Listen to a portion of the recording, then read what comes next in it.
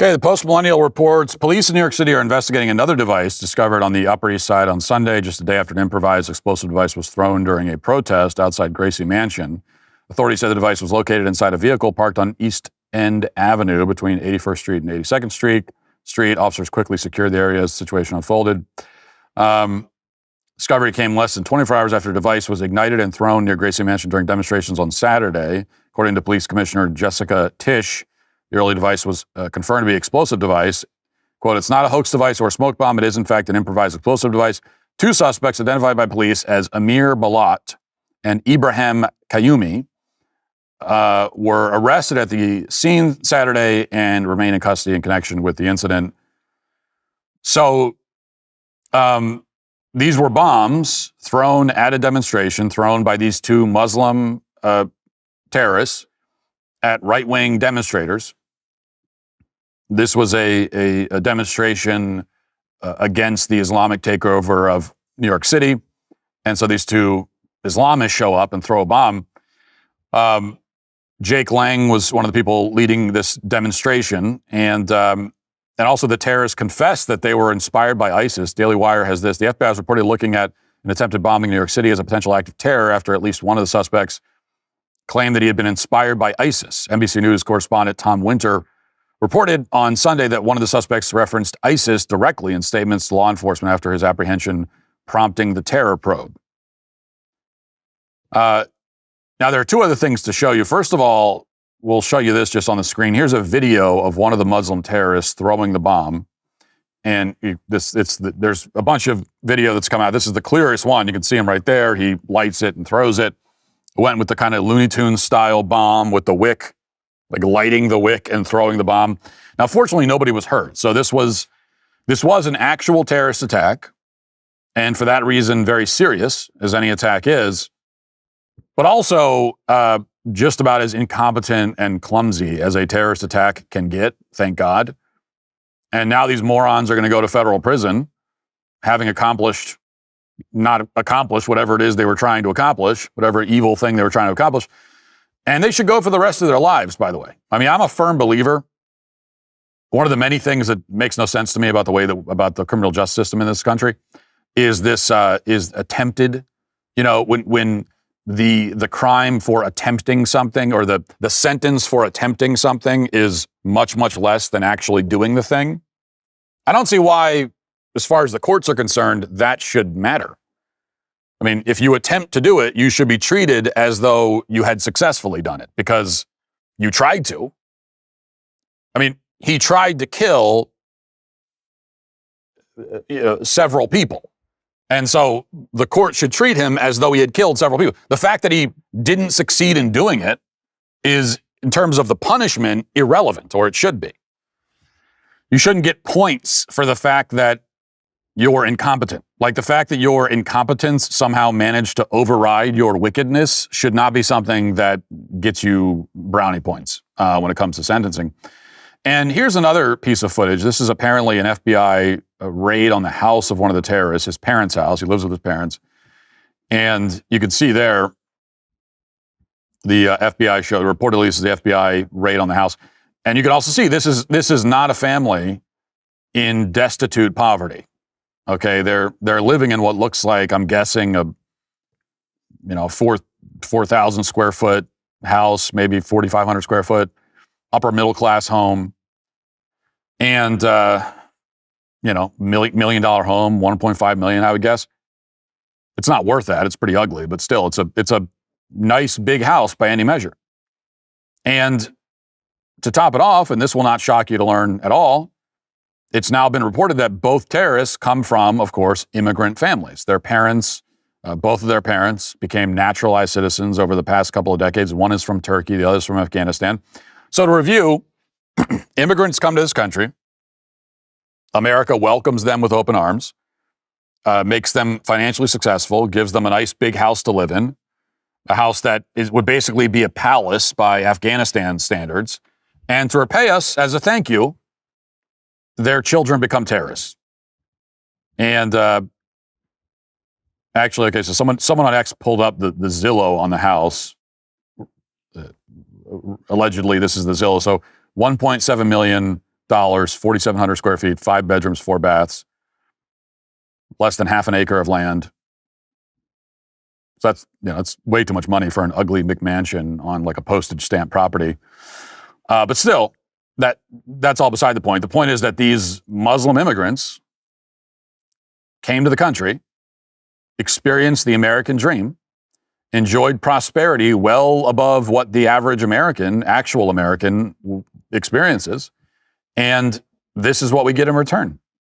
And this is not an aberration, by the way. I mean, a huge number of immigrants, especially immigrants from the Arab world, produce children who despise the country. Now, most of them don't become terrorists. Some of them do. But still, a huge number of them hate the country. And speaking of immigrants who hate the country, how has the first Muslim mayor of New York responded to all of this? You might be asking. Well, you don't need to ask. You know exactly what you thought he would do is what he did. So here's the statement he issued over the weekend. I'll read it verbatim. Yesterday, white supremacist Jake Lang organized a protest outside Gracie Mansion rooted in bigotry and racism. Such hate has no place in New York City. It is an affront to our city's values and the unity that defines who we are.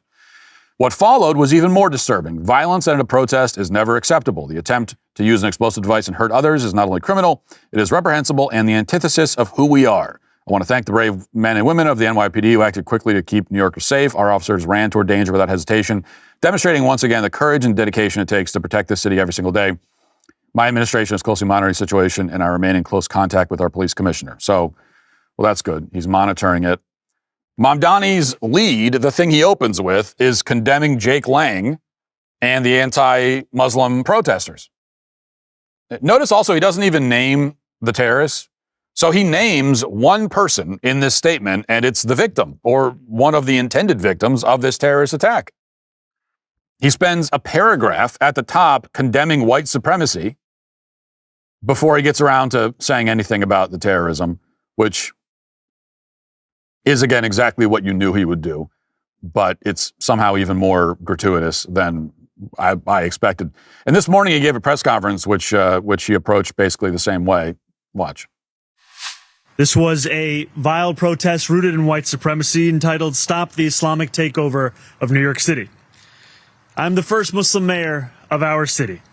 Anti-Muslim bigotry is nothing new to me, nor is it anything new for the 1 million or so Muslim New Yorkers who know this city as our home.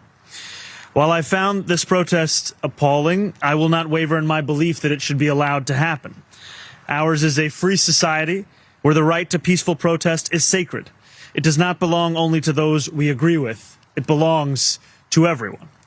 I will defend that right every day that I am mayor, even when those protesting say things that I abhor. Let me also be clear about something else. New York City will never tolerate violence, whether from protests or counter-protests. Many of the counter-protesters met this display of bigotry peacefully, with a vision of a city that is welcoming to all. But a few did not. Two men, Amir Balat and Ibrahim Qayyumi, traveled from Pennsylvania and attempted to bring violence to New York City. They are suspected of coming here to commit an act of terrorism. There is video of these two individuals throwing two devices towards the protest. The police department has determined that these were improvised explosive devices made to injure, maim, or worse. Thanks to the swift and decisive actions of NYPD officers at the scene, both men were immediately taken into custody, and the devices they brought taken off of our streets. I want to commend the officers who were on site. Now, needless to say, of course, if this was an anti-white protest, a BLM protest, and somebody threw a bomb, he would spend precisely 0 seconds condemning the protest itself.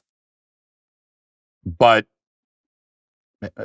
just as needless to say, that doesn't happen. So, leftists can protest and they can be violent as they want to be, and they can be as provocative as they want to be. And they can do it feeling totally safe and secure because they know that nothing's going to happen to them. They're probably not going to get arrested no matter what they do, and they're not going to get attacked by right-wingers. But in this case, the fact is that Mamdani, here's what it comes down to. Mamdani fundamentally agrees with the terrorists. He may not agree with the idea of throwing a bomb, or maybe he does, but he agrees with them ideologically. He sympathizes with them. And, he couldn't be any clearer about that, really. That's why to him, the lead, the most important part of this story is the fact that these protesters were saying things that he finds upsetting. And this is what happens when we import people who hate the country. It's also why we should deport not only these terrorists after they serve their time in prison. I mean, they should be in prison forever. That's not going to happen. So after they serve, they should be deported. But we should also deport their entire families. How about that for a policy? It's a pretty low bar. But this should be an automatic policy. Okay? If you commit a terrorist attack and you're an immigrant or a child of an immigrant, your whole family is deported. Everybody. They all get deported. Because if you come to this country and you then reveal that you hate this country, then obviously you should be gone. But also, if you come to this country and raise children who hate this country, you should also be gone. I mean, like, bare minimum standard for an immigrant is come to this country, don't openly hate it, contribute. Right? I mean, if we're going to have, I'd like to just shut down all immigration right now. But if you're going to have immigration, then bare minimum stuff, bare minimum is you can't openly hate the country, speak our language, right? Contribute, be a net positive for society, no welfare, no entitlements, and don't raise immigrant children who become terrorists. Like, that's, like I said, bare minimum. That the bar is under the ground at that point. And if you can't get over that bar, then we should just deport everybody. That's what it should be.